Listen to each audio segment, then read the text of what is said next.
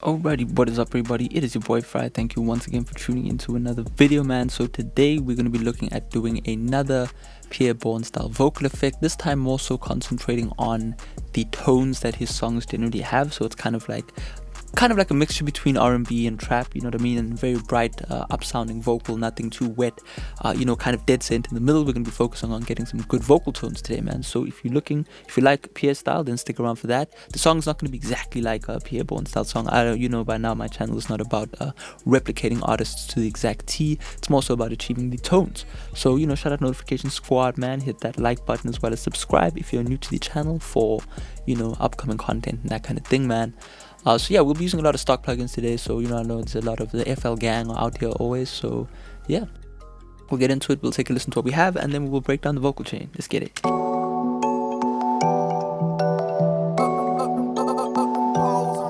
counting bands, yeah, I keep it on me. We counting racks, yeah, I keep it on me. She rolling up a backwards so high I can't speak. Just can't change, I'ma always keep it G. Jordan 23, yeah, young nigga ballin'. I fell too deep, I was falling. Can't look at my phone, why you calling? Yeah, I'm running to the money, yeah, I'm all in. I said I'm all in. Running to the money, I'm ballin'.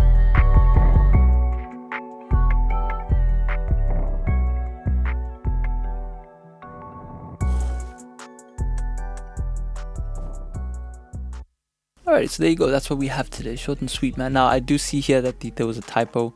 I accidentally saved the FLP without a U in it. Now, all the vocals were recorded. I was too lazy to switch them all out. But nonetheless, man. So we'll start off with the auto-tune. I like to use 8.1. I tried EFX, but I'm personally more a fan of the classic style of auto-tune. If you're getting into the game and you want to learn how to use auto-tune, just use EFX, and it's really up to you what auto-tune you use. It's really about singing into it and trying to get the sound right. Okay, so for those, by the way, who are new to the template format, if you do decide to copy this FLP, what you have is these 3 channels right here which are green, and these are all the different vocal chains. We'll be running through those vocal chains today, but as you can see, my microphone would be set up here and I would be recording my vocals. But nonetheless, man, so auto-tune Pierre style. Low mail, I've seen some of Pierre's Instagram live videos, and he likes to, I've heard him say, set the auto-tune to low mail, retune speed to 4, and this is my extra take on it. I love recording with auto-tune on -12 vibrato with the ignore vibrato enabled. It doesn't work if you don't enable this. And then I love using 36, 37 humanize and 3 on the correction style. That's the beauty of the full auto-tune, is that you get all these options. But whatever auto-tune you have, you could use pitch, it doesn't really matter. So those are the settings I'm using.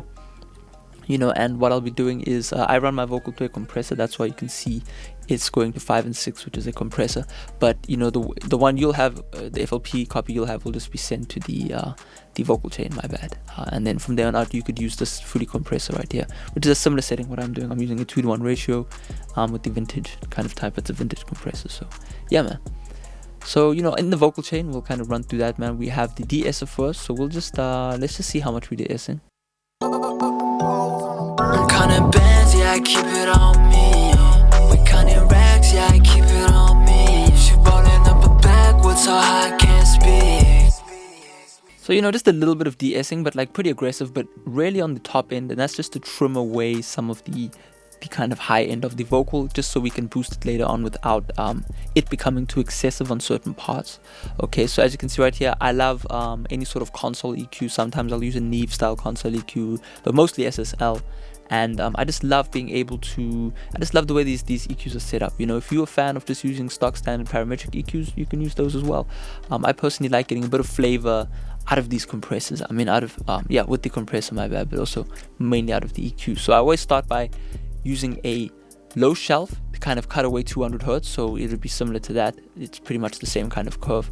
And I dip 7 dB. I end up with quite a lot of bass in my vocal that I don't want to clash with the beat, so I tend to EQ that out. And then again a 200 to 1.6 with a bell-shaped curve, so doing something like that. Okay, and that works really well for me. And then yeah, I usually leave these settings in stone. I do a little bit of a boost at 8000 hertz, so you know that's after the de-esser. And then from there on out I use a parametric EQ2, and then just do another high pass filter.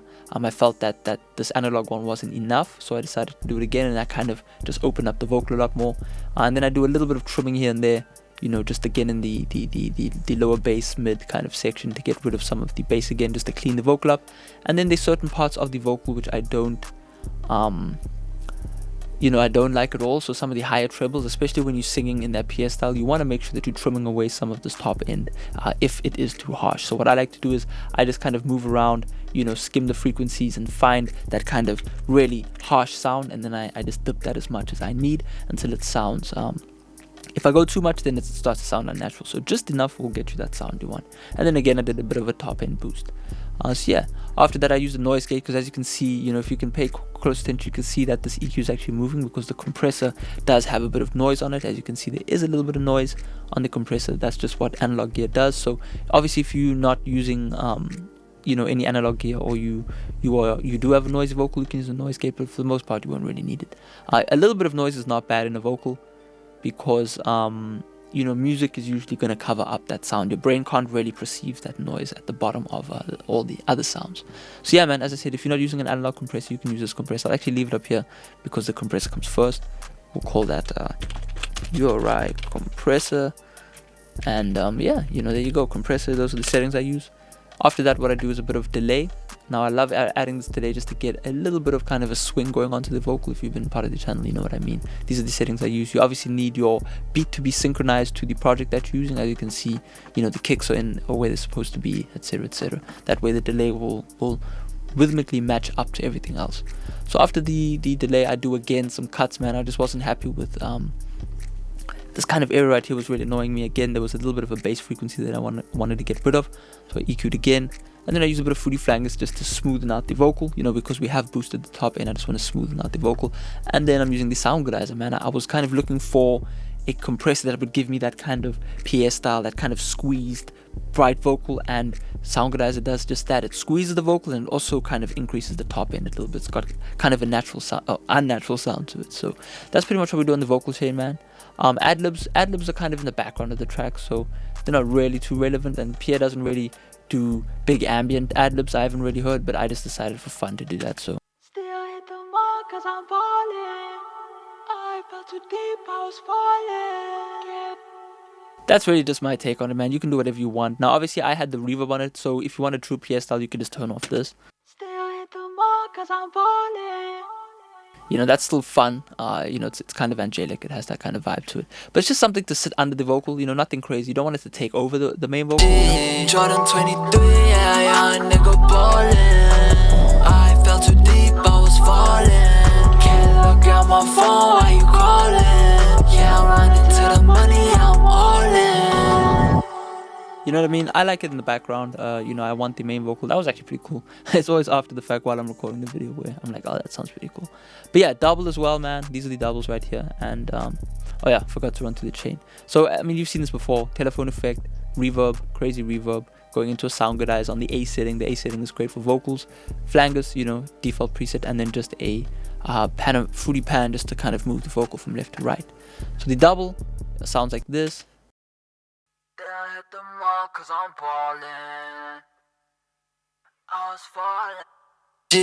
Jordan 23, yeah, young nigga ballin'. I fell too deep, I was falling. You know what I mean? Kind of more, you know, bright and kind of metallic sounding because of the distortion. So it's pretty much the same concept. I like to do telephone effect, but this time around, you know, we've got the auto-tune going, we've got the flangers, we've got the reverb, and we've got the distortion this time around to kind of get this telephone effect going on.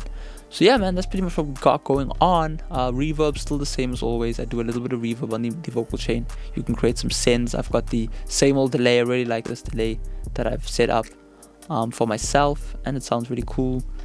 Flanger, I use the H3000, so it sounds very much similar to this. I just want to have fun with this machine, you know. So yeah, man, I mean, if you want to hear it without the main vocal. Backwards so high I can't speak. Just can't change, I'm always keep it G. Jordan 23, yeah, young nigga ballin'. You know, so that's kind of what we got going on with the H3000. Just a little bit of a background effect. So the beat band this time, I want to show you something really cool. So you know, sometimes a lot of people hit me up and say, man, the vocal and the beat are just not blending together. And I think sometimes it's worthwhile to like really overdrive a beat. As you can hear, I've really overdriven the beat. So I'll show you what the beat sounds like without any processing, and then with processing. So this is without.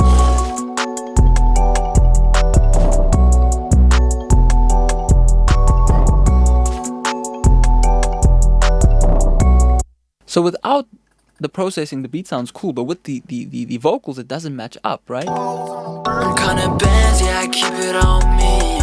We kinda racks, yeah, I keep it on me. To me, this doesn't have that energy, right? So what I did was I used an EQ and went crazy on the bass, boosted all these frequencies, and then I went again crazy and just kind of boosted the bass, and you end up with this really interesting sounding, kind of distorted beat. I'm kinda bands, yeah, I keep it on me.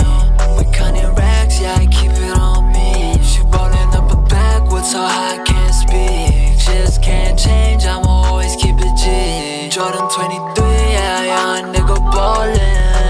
I fell too deep, I was falling. You know what I mean? It's like the beat is taking up so much of the space, it kind of allows the vocal to sit in this pocket. So yeah, man, that's pretty much all I have for you in this video, man. You know, if you like... Oh yeah, by the way, so this melody right here, man, I decided to copy the melody from the beat and then duplicate it, right? So you can go to there and then make unique, and then send the copy of the melody of the track to a different channel, right? So as you can see, I got it going on right here, and you can hear what it's doing.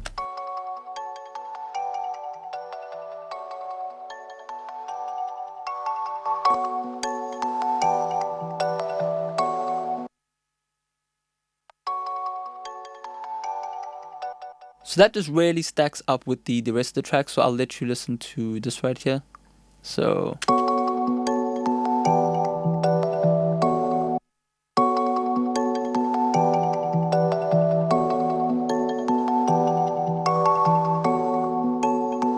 you know what I mean? Just add a bit of sauce to the track, man, and you should get some cool results. So hopefully you enjoyed the video, man. Got a notification squad. Subscribe if you have not. Peace out.